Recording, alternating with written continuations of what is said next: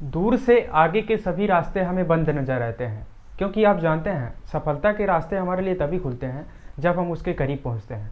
Welcome to my channel Shubham Raj study point. Friends, हम बात कर रहे हैं इंग्लिश लैंग्वेज के बारे में। बेसिक इंग्लिश हमारी क्लास चल रही है। बेसिक इंग्लिश कहने का मतलब ये है कि जब आप कोई भी सब्जेक्ट पढ़ते हो, चाहे फिजिक्स पढ़ो, केमिस्ट्री पढ़ो, साइंस का कोई भी पार्ट पढ़ो, मैथ पढ़ो, हिंदी पढ़ो, इंग्लिश पढ़ो, कुछ भी पढ़ो, कोई भी सब्जेक्ट आप पढ़ो, अगर उसका बेसिक आपको बहुत अच्छे से पता है, बेसिक नॉलेज आपको उसका है, तो आप बहुत बेटर तरीके से उस सब्जेक्ट को सीख पाते हो। तो इसीलिए हमने इंग्लिश ग्रामर पढ़ाने का बीड़ा आपके लिए उठाया है। और इंग्लिश ग्रामर कहने का मतलब ये है कि आपको बहुत बेहतरीन तरीके से इंग्लिश लैंग्वेज जो होती है, इंग्लिश ग्रामर जो होती है, उसको बहुत अच्छे से सिखाएंगे हम आपको। बहुत ही बेहतरीन तरीके से आपको एकदम सरलता के साथ आपको सिखाएंगे।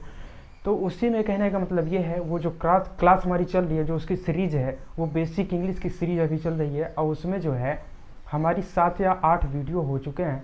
और उसमें हमने बताया कि हाँ, एक बार मैं आपको बता देता हूँ, फिर उसके बाद इस वीडियो पे आता हूँ।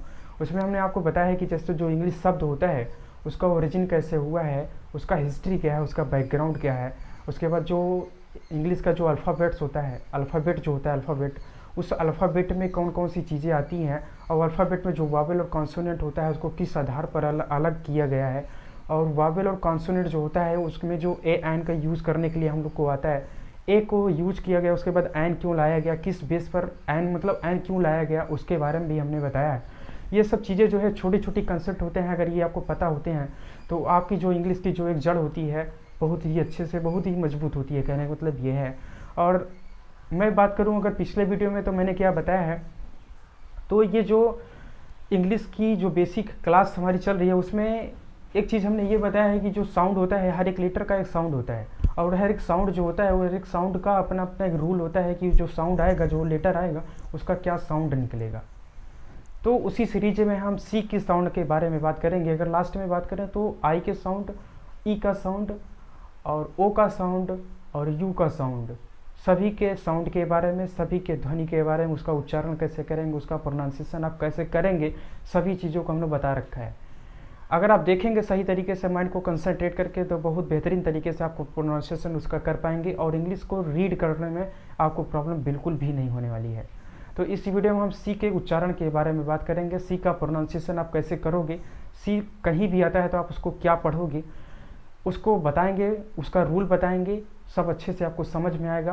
केवल आप माइंड को कंसंट्रेट करके पूरा वीडियो देखिए, अच्छे से आपको समझ में आएगा, कुछ भी दिक्कत होगी नहीं। तो सी के उच्चारण के 3 रूल हैं, और उन तीनों रूल को हम आपको बहुत बेहतरीन तरीके से समझा देंगे। आप कहीं भी आता है आप अच्छे से उसको पढ़ पाओगे, कोई भी प्रॉब्लम आपको नहीं होगी। तो जैसे का होता है एक, और एक सा होता है, और एक सा एक और होता है, ठीक है। तो इन तीनों के बारे में हम बात करेंगे, ठीक।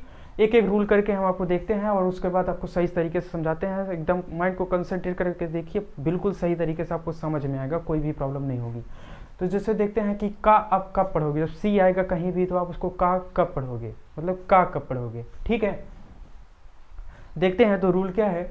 जब सी के बाद वावेल, वावेल में कौन सी चीज़ें, ए ओ और यू, ए ओ और यू हो, और कॉन्सोनेंट हो, ए ओ और यू हो और कॉन्सोनेंट हो सी के बाद, सी के बाद, तब आप उसको क्या पढ़ोगे, का पढ़ोगे, का पढ़ोगे। तो देखते हैं एग्जाम्पल में भी देख लेते हैं। जैसे सी ए टी, यहाँ पे ए आया है, यहाँ पे भी ए आया है, तो इसको का पढ़ा जाएगा, काइट पढ़ा जाएगा। उसी प्रकार से ये क्यूट पढ़ा जाएगा, और ये कोट पढ़ा जाएगा। आगे देखते हैं तो ये कूल पढ़ा जाएगा, वो आप देख रहे हो यहाँ पे रूल में भी है, तो इसको कूल पढ़ा जाएगा, इसको क्वाक पढ़ा जाएगा, और ये कैश पढ़ा जाएगा। कहने का मतलब सीधी सीधी सी बात है कि सी के बाद अगर वावेल में ए ओ और यू आता है और कॉन्सोनेंट होता है तो आप सी को का पढ़ोगे, सिंपल सी बात है।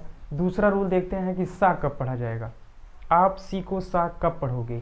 दूसरा रूल है, जब सी के बाद ई आई और वाई, सी के बाद ई आई और वाई आता है तो आप सी को सा पढ़ोगे, सिंपल सी बात है। देखते हैं एग्जाम्पल में, सी ई डबल एल यहाँ पे है तो इसको सा पढ़ेंगे। यहाँ पे भी ई आया है, यहाँ पे भी ई आया है, तो सी के बाद अगर ई आता है तो आपको सा पढ़ना है, सेल हो जाएगा। उसी प्रकार से सी टी हो जाएगा। सी के बाद वाई आया है तो साइकिल हो जाएगा। यहाँ पे भी सी के बाद वाई आया है तो पॉलिसी हो जाएगा। यहाँ पे सी के बाद आई आया है तो यहाँ पे सिटीजन हो जाएगा। एकदम एकदम सिंपल रूल है, कोई भी प्रॉब्लम आपको नहीं होगी। कभी भी आप सी से रिलेटेड प्रोनाउंसिएशन आपको करने के लिए आएगा, कभी भी आपसे गलती होने वाली नहीं है। देखते हैं और भी देखते हैं, जैसे बैलेंस होता है, यहाँ पे सी के बाद ये है तो इसको बैलेंस पढ़ा जाएगा। डिवाइस यहाँ पे सी के बाद ये है, इसको भी सा पढ़ा जाएगा। सर्टेन है, सी के बाद ई है, इसको सर्टेन पढ़ा जाएगा। इसी प्रकार से बहुत सारे एग्जाम्पल हैं, आप देखेंगे तो एकदम अच्छे तरीके से आपको समझ में आएगा, कोई भी दिक्कत नहीं होगी।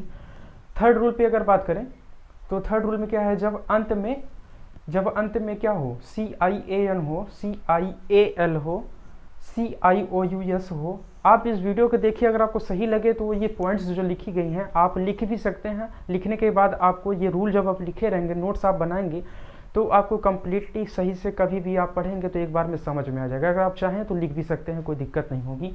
तो जैसे देखते हैं तो CIAN, CIAL, CIOUS, CEAN और CIENT।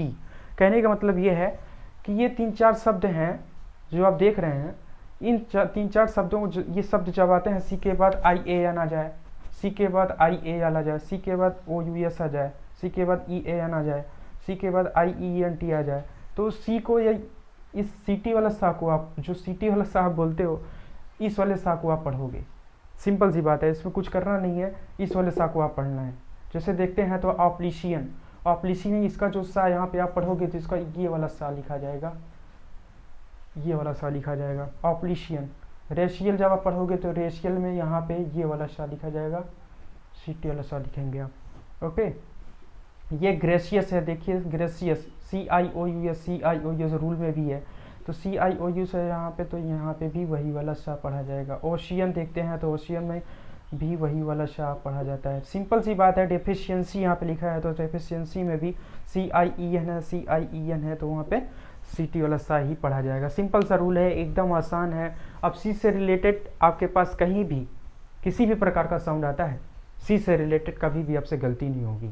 अगर ये वीडियो आपको सही लग रहा है और आपको ये लगता है कि ये जो वीडियो है ये आपको बहुत हेल्प कर रहा है, इंग्लिश सीखने में आपको मदद कर रहा है, तो आप वीडियो को देखिए, लाइक करिए, शेयर करिए, चैनल को सब्सक्राइब कर दीजिए।